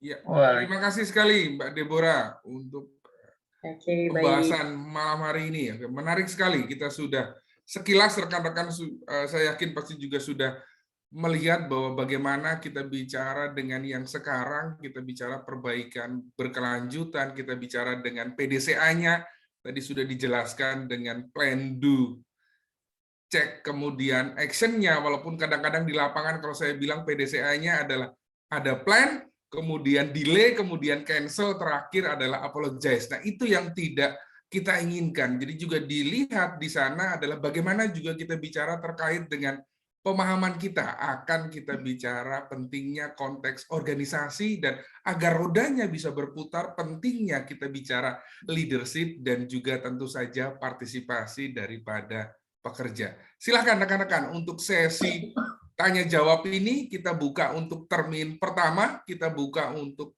3 pertanyaan. Silakan metodenya raise hand. Oke. Boleh, sudah dimulai pertama oleh Mas Haruno. Silakan Mas Haruno. Izin Pak M untuk mengawali. Eh, luar biasa ya untuk pemaparan dari Mbak Deborah tadi. Ada beberapa hal yang mungkin saya masih perlu dalami ya. Apakah di sana tadi kan cuma apakah saya terlewat atau saya yang belum memperhatikan tadi ya, seberapa pentingnya kita menggambarkan bisnis proses di internal perusahaan terkait ISO 45001 ini Mbak, satu ya. Kedua, seberapa jauh proses identifikasi legal compliant kalau di ISO ini, Mbak? Apakah cukup diidentifikasi peraturannya saja, kemudian dipenuhi terus diidentifikasi pemenuhannya, atau seberapa jauh? Atau terus apakah setahu saya juga saya cari-cari di situ tidak disebutkan maintenance, hanya disebutkan maintenance ini ya, maintenance regulation aja ya Mbak ya, atau tidak disebutkan waktunya, waktu berapa tidak disebutkan secara spesifik ya. Apakah kita harus melakukan evaluasi atau tidaknya? Mohon dikoreksi atau mohon arahannya Mbak. Terima kasih. Silakan, Oke. Mbak. Ada 3 ya.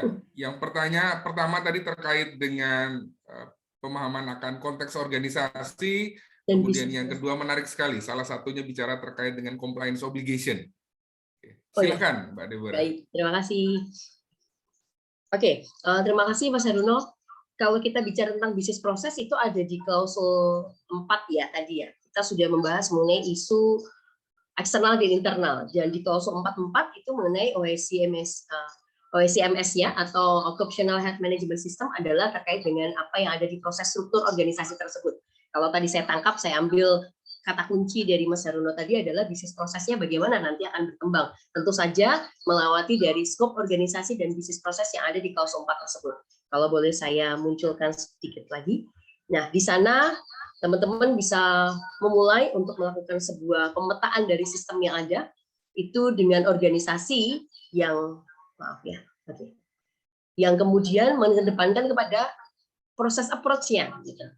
Bapak Ibu ada proses approach di sana, sehingga Bapak Ibu bisa memulai dengan tahapan-tahapan, misalnya dari Bapak Ibu ada gudang, ada workshop, ada teman-teman di utility misalnya, kemudian ada bagian operation atau produksi, sehingga bisnis proses berangkat dari evaluasinya berangkat dari sana Bapak Ibu. Dan tentu setelah Bapak Ibu juga menetapkan isu-isu, kan setiap organisasi punya problem identification ya. Setiap organisasi yang ada di unit-unit kerja itu punya isu-isu tersendiri. Apakah ternyata ada pekerja yang ada mengalami keluhan mengenai pendengaran di area A, kemudian di area B ada penyakit akibat kerja karena dia harus menghirup beberapa waktu, dalam kurun waktu misalnya chemical-chemical yang ada di sana. Dilihat juga dari evaluasi medical check-up-nya tentunya. Sehingga kalau kita melihat dari Bapak tadi Pak Haruno bicara tentang compliance obligation atau peraturan perundang-undangan, ya harus dari aspek-aspek yang ada di dalam hazard identification ya. Tidak seluruh peraturan perundangan tentunya, tetapi apa yang menjadi signifikan dari setiap area yang nanti menjadi, sebentar, saya bukakan klausulnya, di klausul 6 ya, di klausul 6 yaitu tentang hazard identification, lalu di sana akan melakukan sebuah identifikasi legalnya. Jadi apa yang menjadi bagian yang penting pada waktu kita melakukan evaluasi kepada kepatuhan perundang-undangannya. Jadi klausul ini tuh interaksinya banyak. Dari klausul 42 sudah disebut Bapak Ibu. Ya, pemangku kepentingan government udah mention. Di 613 dia akan disebut lagi setelah kita mengidentifikasi hazard, kita mengidentifikasi bahaya. Kemudian setelah melakukan determination of legal di sini nanti diminta lagi di mana? Di klausul 614. Di 614 kita bicara tentang rencana tindakan, rencana planning to action untuk si 613. Jadi merencanakan tindakan terhadap apa yang harus dilakukan pada waktu kita melakukan pemenuhan kepada peraturan perundangan tersebut. Kalau saya di farmasi, ya saya harus mengikuti apa saja peraturan di farmasi. Kalau saya di otomotif, saya harus tahu otomotif itu industri di sana apa yang menjadi kepentingan dari identifikasi bahaya yang ada. Dan yang terakhir tentu saja klausul 912. Sehingga dari 42, 613, kemudian 912 itu dari plan, kemudian nanti kita lakukan do pada waktu pengelolaan resiko ya, pengendalian resiko di 812, lalu baru masuk ke klausul yang dilakukan pemenuhan kepada peraturan perundangan itu sendiri. Di klausul 8 cukup banyak juga yang menjadi sub-sub klausul yang muncul di sana, Mas Haruno. Salah satunya adalah kita lihat yang, nah ini dia, melakukan eliminate hazard dan juga memastikan bahwa setiap bahaya harus dilakukan evaluasi dan juga bicara tentang kepatuhan perundang-undangan juga nanti di sana ya. Sampai kepada tahapan melakukan kepatuhan di klausul 912 dan setiap improvement. Bahkan kalau kita bicara legal itu pun juga harus dievaluasi dari sisi improvement yang ada. Seperti itu. Apakah tadi 3 atau 2 pertanyaan ya Mas Haruno? Ya, udah cukup menjawabnya Mbak. Cuma emang harus ditentukan ya apa durasi atau waktu evaluasinya itu ya. Bisnis proses.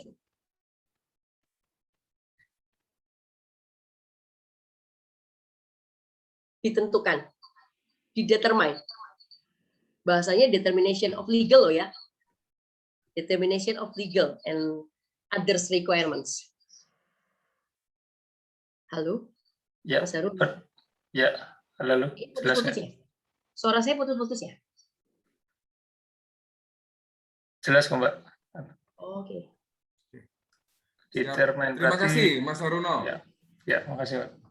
Iya, terima kasih Mbak Deborah untuk jawabannya. Kita lanjutkan. Kita bicara berikutnya ada Mas Prasetyo Aji. Silakan Mas Prasetyo Aji. Ya, terima kasih Pak Emmanuel.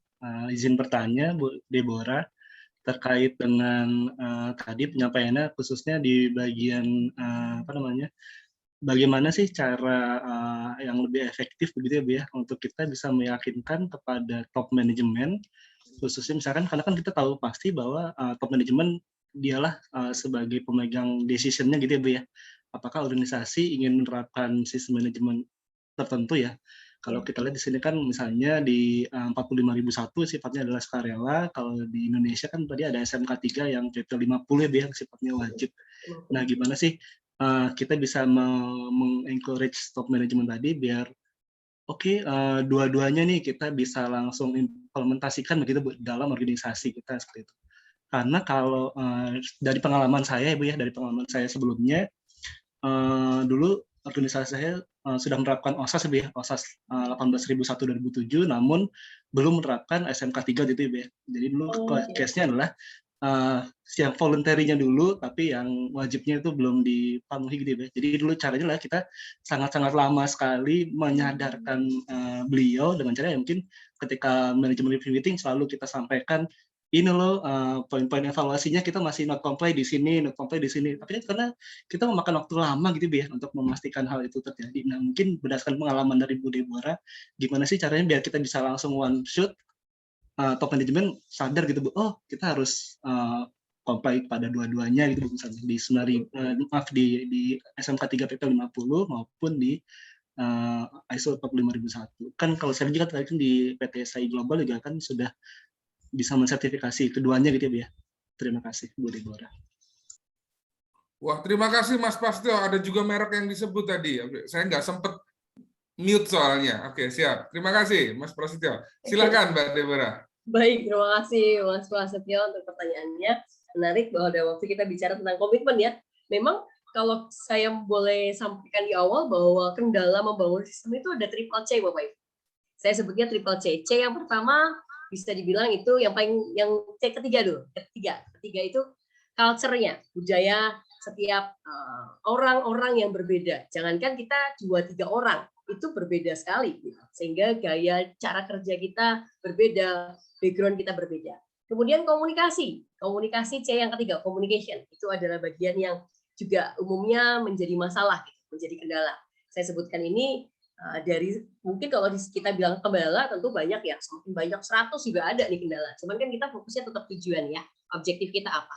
Kemudian yang setelah communication culture yang pertama sekali adalah yaitu tentu saja komitmen ya. Jadi 3 hal ini biasanya memang menjadi bagian yang cukup menggeliti kita. Mau nggak mau kita memang harus menghadapi hal tersebut pada waktu kita membangun sistem apapun gitu, Mas Pras. Nah, dari pengalaman yang ada, saya pernah menyampaikan hal ini ke perusahaan, itu adalah satu perusahaan gitulah, perusahaan dan itu berbasis kepada keuangan. Pada waktu saya menyampaikan hal ini, mereka bilangnya begini, Bapak Ibu. Enggak, Bu, saya rasa enggak 3C. Oh ya, kalau gitu di sini ada masalah dengan komitmen? Oh, enggak ada. Kemudian masalah dengan komunikasi aman, Bu. Culture, Pak? Enggak, cuma ada 1 katanya. C-nya 1. Apa itu, Pak? Celery katanya, Bapak Ibu. Waduh, ternyata itu menjadi masalah semua ya. Rasanya kalau kita bilang hal tersebut tentu menjadi masalah. Intinya begini sih, di klausul yang berhubungan dengan komitmen itu sendiri, kita bisa lihat kalau melihat klausul ya, itu ada di klausul 5. Tetapi wajarnya ketika sebuah organisasi melakukan pemenuhan kepada satu requirement, yaitu ISO 45001 ataupun OSAS 18001, itu otomatis harusnya comply kepada SMK 3, Bapak Ibu. Otomatis harus comply terhadap SMK 3. Kenapa? Karena menjadi pihak pemangku kepentingan, yaitu dari sisi government atau regulator. Di klausul 4 jelas sekali kita bicara tentang pihak pemangku kepentingan.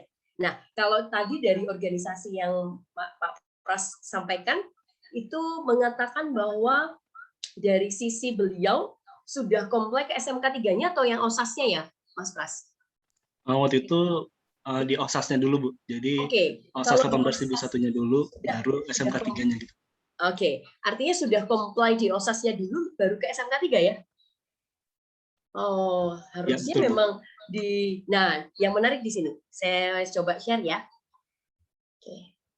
Di klausul ini menyebutkan bahwa Bapak Ibu harus memastikan setiap pihak pemangku kepentingan itu menjadi bagian dari bisnis kita berlangsung dengan baik atau tidak. Artinya, dimentionkan di dalam sebuah pihak pemangku kepentingan itu melebur semua requirement, termasuk tentu saja PP 50 tahun 2012, Undang-Undang Nomor 1 tahun 70, ada PP peraturan-peraturan yang lain yang tentu saja Bapak Ibu bisa lihat di Play Store JDIH Kemenaker ya. Kalau mau mengupdate peraturan, salah satunya bisa di Play Store JDIH Kemenaker itu.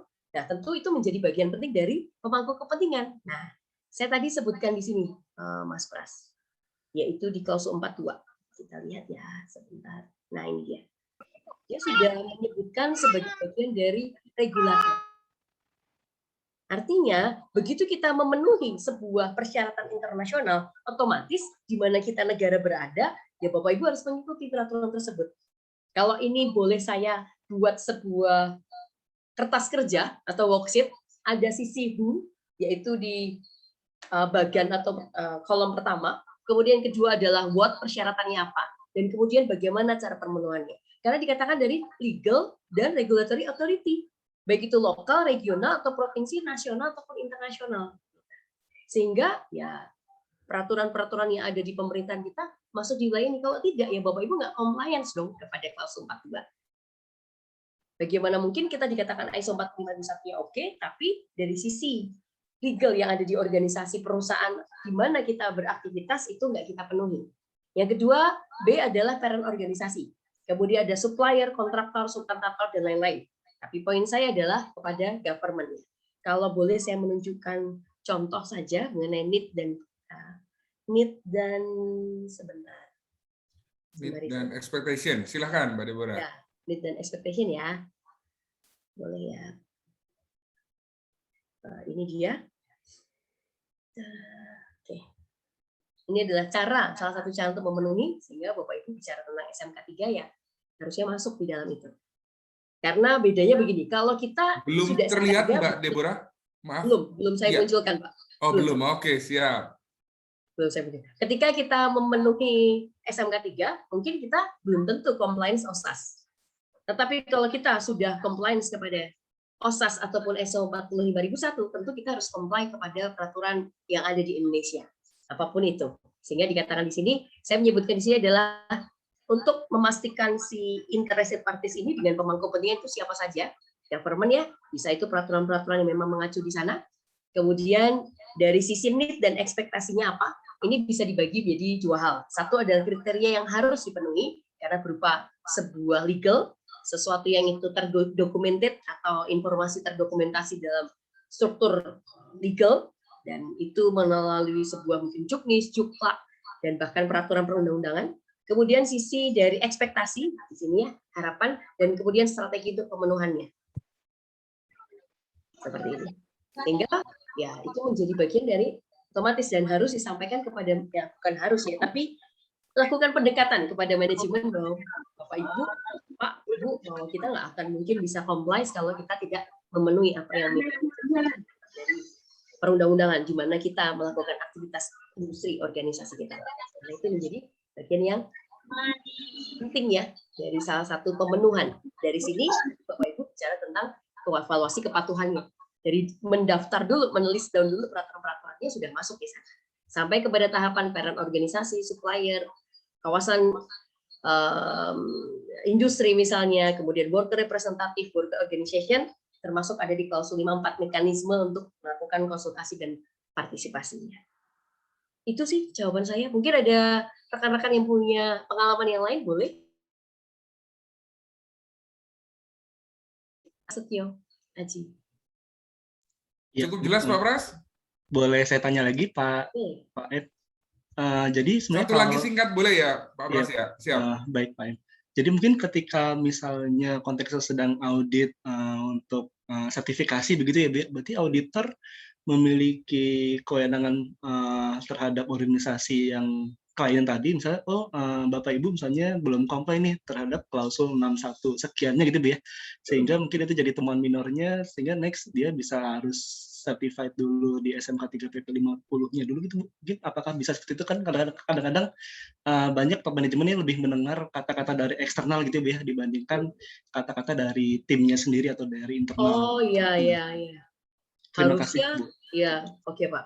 Harusnya lebih justru malah alangkah bagus kalau sudah ditemukan di internal ya, karena memang itu menjadi worry tersendiri kalau kita menemukan di internal terlebih dahulu sebelum akhirnya harus eksternal yang melihat. Justru itu kualitas dari auditor-auditor internal ataupun tim yang ada di internal untuk melakukan self assessment, untuk memastikan bahwa kami sudah siap atau belum untuk melakukan proses audit dari pihak eksternal. Kalau dikatakan itu adalah ujung tombak, dan kalaupun misalnya disampaikan sebagai bagian bahwa sepertinya tidak percaya dengan pihak internal, saya rasa pemilihan untuk menjadi seorang auditor justru lewat situlah Bapak Ibu harus memastikan bahwa komitmen manajemen tetap harus menjadi bagian penting dari sebuah pelaksanaan, karena pada waktu itu tidak dievaluasi dan bahkan di awal Bapak Ibu tidak ada legal, ini dari audit pertama loh, bukan yang kedua ya, tapi audit pertama, pre-audit assessment yang pertama itu akan menjadi bagian dari informasi bahwa ini belum terpenuhi, bahwa ini belum dikatakan bisa masuk ke audit yang berikutnya. Gitu. Ya, di klausul 613 tadi dan 4.2 ya, 4.2 adalah harus melebur semua persyaratan-persyaratan yang ada, dan itu adalah dari government dan juga dari pihak determination tadi. Saya rasa tim auditor cukup qualified untuk menyampaikan bahwa ini menjadi kegelisahan sebelum kita bahkan menerima badan sertifikasi untuk melakukan audit di internal, di eksternal kepada organisasi Mas Pras. Iya. Oke, terima kasih masukannya. Terima kasih. Mas Prasetyo untuk pertanyaannya. Jadi kita bisa dengarkan dari pihak eksternal, bisa juga dengarkan dari pihak internalnya ya Mas Pras. Dan yang terpenting harus mendengarkan suara hati. Itu yang paling penting. Kita lihat. 3C tadi saya masih ingat Mbak Deborah. Jadi kita bicara komitmen, kita bicara culture, saya ingat yang tadi yang C yang ketiga, calari ya Mbak ya. Nah, itu juga yang harus dilihat. Kalau di tanah kelahirannya Bang Helin selalu bilang, kadangkala holong saja tidak cukup kalau tidak ada hepeng. Kira-kira seperti itu. Iya. Ya. Good Era looking semangat saja bernegara. nggak cukup. Kita Harusnya butuh juga good rekening, Mbak. rekening, Oke. ah, Kita sepakat. lihat. Pertanyaan berikutnya tadi sudah diketik di sini oleh Pak David. Oke, ini salah satu sesepuh kami, Mbak, di Agama, ini Mas David. Oke, kita bicara tadi salah satunya di klausa 6, kalau mau lebih spesifik lagi di 6.122 sama 6.123, itu ada kalimat risks and other risks, opportunity dan other opportunity. Kira-kira other risks dan other opportunity-nya itu kira-kira seperti apa, Mbak? Boleh dijelaskan lagi, silakan. Oke. Oh, ini pertanyaan dari Pak Immanuel atau Pak? Dari Pak David. Oke, Pak David. saya hanya penyambung lidah saja, Mbak. Baik. Oke. Ya. Oh. Nanti boleh ya Pak David ditanggapi seperti apa? Silakan, Mbak Deborah. Other risk ya. Baik. Kalau kita melihat dari betul 6112 dan 6123 kita lihat ya. Ya. 61. Kalau nggak salah, oh iya benar. Siap. Sorry. Sebentar, Pak. Nah, ini dia. Nah, resiko-resiko yang muncul di sini adalah bagian dari others. Oke, ini dia. 6122. Betul ya? Bahwa pada waktu kita bicara tentang resiko dan other risk ataupun OSC dari manajemen sistem, Bapak Ibu tidak hanya melihat dari sisi bahaya ataupun resiko-resiko yang ada, tapi kita melihat juga dari sudut pandang bisnis organisasi juga. Bisnis organisasi sejauh mana memang itu menjadi tingkat keefektifan dari pihak misalnya budget tertentu yang nanti akan dialokasikan dalam sebuah program sasaran target dan juga sasaran target K3. Disampaikan di sana bahwa harus terimplementasi dan juga harus secara aktif di-define terhadap respect terhadap scope dan juga waktu yang tepat untuk kita memastikan ada sebuah sistematik, sebuah upaya ataupun jalan untuk melakukan sebuah komunikasi ataupun menjadi bagian dari sisi finansial, juga sisi dari project ataupun bahkan bisnis plan berikutnya. Misalnya Bapak Ibu punya setup melakukan identifikasi bahaya di tahun 2021 nih. Di tahun 2022 ataupun 2023, beberapa tahun ke depan, Bapak Ibu punya proyek apa yang nanti akan dimasukkan ke dalam metode untuk melakukan sebuah analisa resiko juga, sehingga tidak hanya dari sisi bahaya ataupun hal-hal yang sifatnya kepada peluang-peluang yang menjadi tingkatan dari bisnis itu sendiri. Kalau kita melihat dari 6123, dikatakan di sini ya, bahwa opportunity terhadap apa? Pada waktu kita melakukan sebuah adopsi dari cara bekerja atau mengadopsi dari work organization serta work environment bagi para pekerja. Jadi dari sisi lingkungan dan mutu pun masuk ke dalam area bahwa itu menjadi sebuah peluang. Kalau teman-teman bisa melihat dari 14.004, nah itu muncul di bagian bahwa tindakan untuk melakukan sebuah pencegahan, salah satu tindakan pencegahan itu menjadi bagian dari planning to take action-nya apa? Planning to take action adalah dari sisi benefit ataupun juga finansial yang ada, ataupun dari sisi efisiensi. Efisiensi kita punya boiler nih misalnya. Boiler ini kan mengeluarkan sisi hazardnya ya. Ada hazard yang muncul dari sebuah boiler yang kemudian menggunakan bahan bakar gitu. Nah, dari sisi yang lain bahwa penggunaan bahan bakar ini sendiri harus tentu kita cermati bagaimana konsumsi ataupun bagaimana untuk melakukan efisiensi terhadap pemakaian yang tentu saja tidak menjadi sebuah peluang-peluang yang lain yang berhubungan dengan consumption itu sendiri. Kalau saya boleh tunjukkan 14.004 supaya teman-teman bisa ada bayangan, di sana lebih jelas sih Bapak Ibu. Saya boleh coba mention ya di 14.004. Dan di 14.004 ini sebentar. Tahun 2016 menjadi, belum saya tunjukkan ya, saya lagi cari dokumennya. Oke, ini dia 14.004. Standar ISO 14004. Oke. 2016 Bapak Ibu.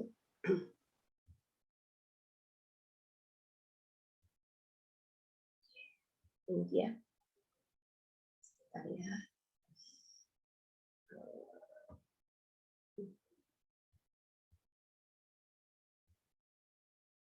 Ini dia.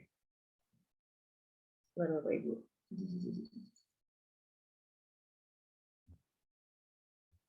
Ini standarnya tulisannya udah terlalu 14.004 2016.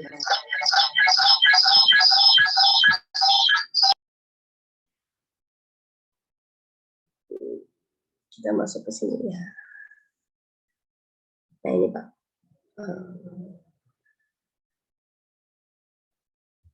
Halamannya harusnya langsung.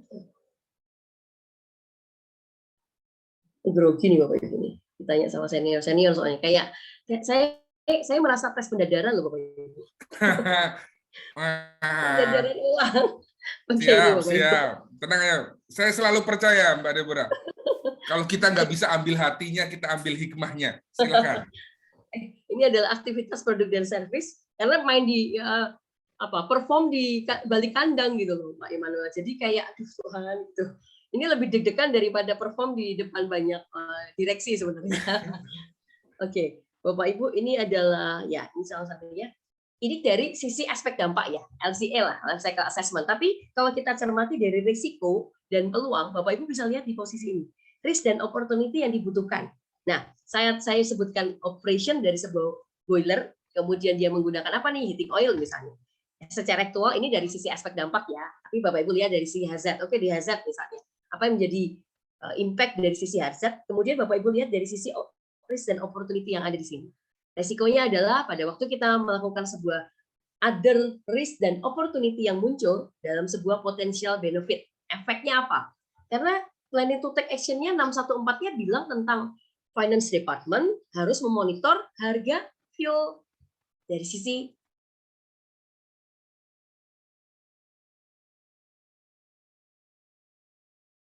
upaya untuk kita melakukan resource energy. Kalau Bapak Ibu memastikan bahwa compare the future cost scenarios ya terhadap benefit yang dilakukan sebuah analisa, perhitungan dan juga apa yang menjadi bagian dari compare terhadap hal-hal yang bisa menggantikan ataupun bisa menjadi eliminate the hazard itu sendiri. Sehingga dikatakan establish the environmental objective to replace boiler heating source by solar energy misalnya. Nah, belum lagi kalau kita melihat dari sisi legalnya juga demikian. Jadi ada risk dan opportunity yang muncul di sana. Di 45.001 saya belum melihat ini. Mungkin juga familinya belum ada ya. Tapi di 14.004 umumnya sih kalau saya sharingkan hari ini untuk menjadi bagian dari untuk mengidentifikasi sekali lagi risiko dan opportunity dari 6122 dan 6123 ya. Dan nanti ke 8-nya, dan lupa di 8 juga ada pengendaliannya seperti apa. Begitu sih, Pak. Apakah ada feedback? Iya. Gimana? Iya. Pak David? Mantap. Pak David. Mantap penjelasan. Terima kasih Pak Iman, terima kasih Bu. Mau melanjutkan sedikit boleh ya Bu diskusi Bu Deborah ya? Baik, Pak David. Silakan Pak David. Ya, kalian salam kenal ya Bu Deborah. Salam kenal. Ya, Ya, Bu. Jadi ini ya terkait menarik nih ya. Jadi kalau yang di tabel ini memang kalau kita melihat prosesnya adalah turunan dari setiap aktivitas yang di breakdown kemudian dicari other risk dan other opportunities-nya gitu ya. Kalau di sini kebetulan dicarinya menggunakan guidance-nya menggunakan ISO 14004 gitu ya. Nah, ini interpretasi itu sebetulnya bisa muncul jadi dua ya di mata auditor ya. Yang pertama tadi setiap proses bisnis atau setiap aktivitas gitu ya, setiap aktivitas itu tanda kutip wajib harus dilakukan identifikasi terhadap other risk. Jadi semacam turunan ya, sudah kita identifikasi resiko K3-nya, kita diminta untuk resiko lainnya apa gitu ya, boleh di LH-nya, mungkin di resiko lainnya, termasuk dengan opportunity-nya gitu ya. Nah, interpretasi yang kedua Bu Deborah dari mata auditor, sebetulnya yang diminta dari 6.1.22 dan 23 gitu ya, sebetulnya yang diminta itu tidak serta-merta harus di setiap aktivitas di breakdown, tetapi terkait dengan resiko lainnya dengan implementasi ini ya, safety management system berbasis ISO 45000 itu, kira-kira ada nggak resiko lainnya ya selain dengan resiko K3, hal yang sama dengan opportunity tadi ya. Ada nggak peluang lainnya karena kita sudah menerapkan sistem manajemen ini. Nah, ini ada dua pandangan di auditor ya yang pernah kami alami, sehingga pada saat proses audit itu kadang ini ya, kalau dilemanya kalau kami akhirnya pada kebagian pas di ini ya, di audit gitu ya. Nah, mereka itu pasti ini ya, mendasari berdasarkan interpretasi itu. Nah, mungkin untuk sharing Bu, kira-kira dari dua interpretasi itu sebenarnya dari ISO ini sebenarnya yang mempersyaratkan apakah wajib di setiap tadi ya aktivitas, atau sebetulnya yang diinginkan yang penting sebuah perusahaan itu sudah melihat other risk dan other opportunity ya, apapun metodenya. Mungkin seperti itu Bu Deborah. Iya, di prosedur, terima kasih Pak David. Di prosedur tentu itu juga dinyatakan ya Pak, karena ini kan bagian dari perencanaan ya. Tentu di prosedur kita menyatakan untuk kita, kalau dibilang bahwa itu setiap, saya rasa di prosedur baik lagi, aturan main di prosedur kita. Bagaimana kita mencoba untuk mengidentifikasi di setiap area activity ataupun produk dan service itu sendiri. Pada waktu kita menyebutkan bahwa itu muncul, ya Bapak Ibu harus munculkan. Tapi kalaupun tidak, di teksnya mungkin saat itu memang Bapak Ibu belum bisa mengidentifikasi atau bahkan memang belum ada. Jangan menjadi suatu dokumen yang diada-adakan, saya rasa sih. Jadi baik lagi kepada apa yang mampu kita lakukan dari sisi organisasi, kemampuan dari setiap organisasi untuk melakukan identifikasi dan assessment. Selama kita misalnya pun kita tulis dan kita tidak mampu dan bahkan tidak bisa melakukan sebuah pengelolaan terhadap apa yang kita sudah rencanakan dari sisi perencanaan di assessment itu sendiri, OSI resiko itu sendiri, dan juga nanti dari peluang-peluang yang ada, tentu akan menjadi pertanyaan kemudian kan. Wah, ini belum dilakukan nih Pak, bagaimana? Karena pasti akan di planning to take action akan diminta Pak. Sehingga baik lagi ke kemampuan organisasi, sejauh mana dia bisa mengidentifikasi dan melakukan hal tersebut. Kalau hal itu dikatakan sebagai improvement ya, saat ini kita memang belum ada, tapi nanti ke depannya Bapak Ibu menjadi bagian dari improvement. Saya rasa umumnya begitu, ada upaya Pak, ada upaya untuk melakukan sebuah improvement dan ada upaya juga untuk kita bisa memenuhi atau tidak. Jangan sampai yang terjadi kita tulis, tetapi baik lagi kepada bumerang bagi organisasi ya. Wah, selama ini kita belum mampu nih untuk melakukan hal tersebut. Belum ada orang yang bisa melakukan kontrol pada hal tersebut gitu. Misalnya seperti itu. Tapi tentu saja jadi komitmen ya. Karena direview kan Pak. Per beberapa periode waktu itu akan direview terus. Gitu. Begitu Pak. Iya Bu, cukup jelas Bu. Ya. Cukup jelas ya. Jadi tergantung di sebuah perusahaan yang menetapkan metodenya seperti apa gitu ya Bu.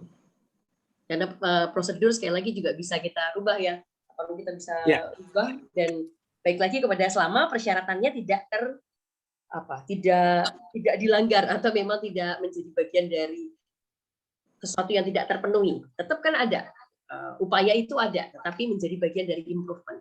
Badan sertifikasi melihat bahwa organisasi ini punya komitmen ke arah tersebut. Nah, balik lagi atau mudahnya gini aja Bu, apakah wajib setiap aktivitas ya, misalnya tadi itu ya, setiap aktivitas tadi di breakdown wajib ada other risk dan other opportunity, mungkin gitu Bu? Iya, secara spesifik ya Pak. Jadi langsung, pokoknya setiap aktivitas harus ada itu. Apakah persyaratan ISO 45001 bilang begitu Bu? Setiap resikonya muncul dan peluangnya ada di aktivitas. Iya Pak. Di setiap aktivitas ya? Iya. Wajib berarti ya Bu? Iya. Kalau dibilang wajib, ya memang itu diminta oleh persyaratan tersebut. Kalau dibilang setiap aktivitasnya apa, di persyaratan tersebut dikatakan bahwa pada waktu Bapak Ibu mengidentifikasi operation, misalnya contohnya tadi operation boiler, tentu ada. Tapi pada waktu kita breakdown dari operation boiler itu secara detail, mungkin tidak semuanya selalu ada ya, karena hanya kegiatan besarnya Pak, kegiatan besarnya. Bukan tentang kegiatan yang menjadi lingkup dari operation boiler itu sendiri, tapi kegiatan besarnya. Itu apa yang menjadi peluang. Seperti itu, Pak. Terima kasih Bu Deborah, sangat mencerahkan Bu. Iya, terima Pak kasih Devi. Pak Thank you, David. thank you. Ya. Ujung-ujungnya Bu, nanti kami punya form itu nambah 1 kolom opportunity. Nah, biasanya akhirnya seperti itu ya Pak David ya. Oke, kita Betul Pak, lihat. pokoknya kolomnya memanjang Kolomnya akhirnya. itu ya. Iya, iya, iya. Siap. Terima kasih Pak David. Oke, Terima kasih Pak David. siap. Sudah 3 pertanyaan, masih ada 1 lagi di form chat, tapi lebih kepada terima kasih Pak Deki. Kira-kira Ibu dari 9.000, dari SMK 3 45.000 atau 14K. Kira-kira ketika perusahaan lokal, customer dan buyer-nya itu kita bicara punya izin ekspor dan yang kira-kira kalau mau mulai sistem, bagusnya mulai sistem dari yang mana dulu Ibu sebagai fondasi dasarnya Ibu? Baik. Perusahaan ini bidang apa ya Pak Deki ya? Industri perhiasan dari logam mulia, Bu. Oke, industri perhiasan logam mulia. Kalau ya baik, terima kasih Pak Deki buat pertanyaannya. Melihat dari apa yang dibilang bahwa itu adalah perusahaan lokal dari bayarnya, tentu satu, Bapak Ibu harus lihat dari kebutuhan si bayar itu sendiri. Kalau kebutuhan bayar itu saat ini adalah Bapak Ibu mereka concern kepada sistem manajemen mutu, Bapak Ibu harus mulai dari sistem manajemen mutu. Bahkan mereka punya persyaratan khusus secara documented information, ada customer specific requirements yang Bapak Ibu harus penuhi, tentu harus dimulai dari sistem manajemen mutu. Tapi kalau misalnya memang mereka concern kepada hal yang sifatnya ke lingkungan Gania 3, nah Bapak Ibu juga bisa melihat dari sisi sana. Tapi hemat saya adalah balik lagi kepada permintaan kepada pelanggan itu sendiri sih Pak. Kalau pelanggannya main customer ya, kalau pelanggannya Bapak itu main customer, misalnya dia 30%, ya Bapak Ibu harus mengikuti. Dan jika itu Bapak Ibu belum sama sekali punya di organisasi, bisa dimulai dari fondasinya adalah 9.001. Baru nanti mengarah ke sertifikasi yang lain. Tapi basically secara mutu, baik itu kinerja dan juga persyaratan pelanggannya, itu akan menjadi bagian yang tentu nanti terimplementasi juga dari sisi K3-nya juga nantinya. Karena di sana di ISO 9001 pun juga bicara tentang 714, jangan lupa. Di sana ada lingkungan untuk operasi dan proses. Dan itu bicara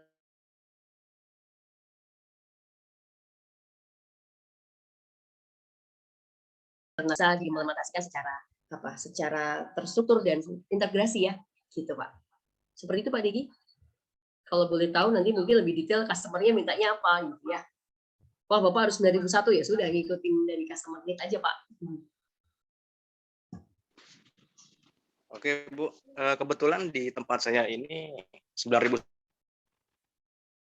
Oh, 9.000. Oh, sudah 9.001. Halo Pak Deki. Sudah ISO 9001 ya Pak? Suaranya hilang Pak Deki. Halo.